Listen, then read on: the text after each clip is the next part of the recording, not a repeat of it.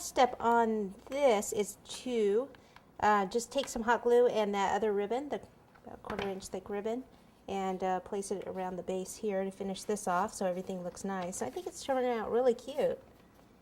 Can't buy one of these at the store, can you? No, you can't. Super cute.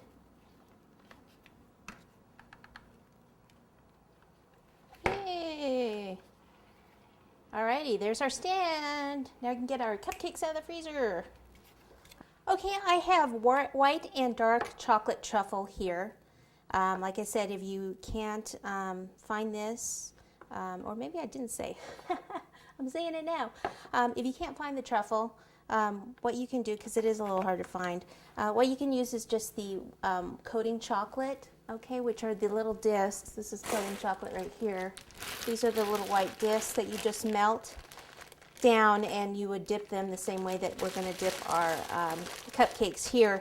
The white is always just a little bit thicker than the chocolate, and it usually takes just a little bit longer to melt down the white. It just takes, like I said, it's thicker and takes a little longer to kind of blend. So I want to take some of this, and I'm going to make this pink instead of white. And so what I need to do is, let me put a little bit more in there, fill it almost all the way up. Take some of the candy coating, this is cherry pink candy color. It needs to be candy color, can't be regular food color, because candy color is oil based, whereas food color isn't.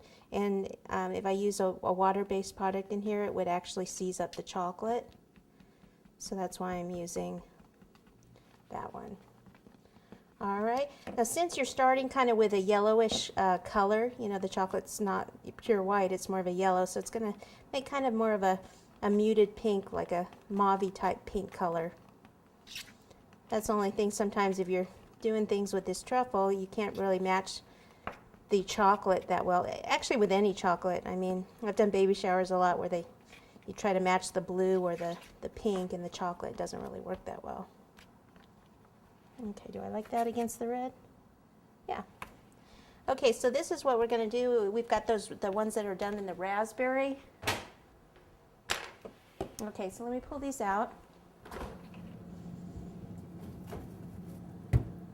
Okay, like I said, the whipped cream is never going to completely freeze up.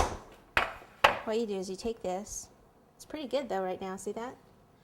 And then you take this, and what you want to do is you want to try to coat, go all the way down to the cupcake wrapper as far as you can, and then just kind of go like this, get some of that excess off, and then just kind of twist it, and voila.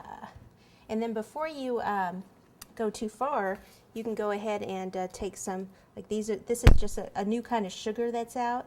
It's a ruby red crystallized sugar. It's got like an iridescence to it. So some of them are just going to be plain like this. Like I said, on these, it's more about like the flavor of the cupcake and stuff. And it's almost like a ice cream cone. So you could dip a couple and then put the sprinkles or whatever you're going to put on them. Just don't wait till it's completely dry, because then it's too hard to do. So here we can take some of these hearts, and I usually I don't like to throw these on, just throw them on anywhere. I like to kind of place these on.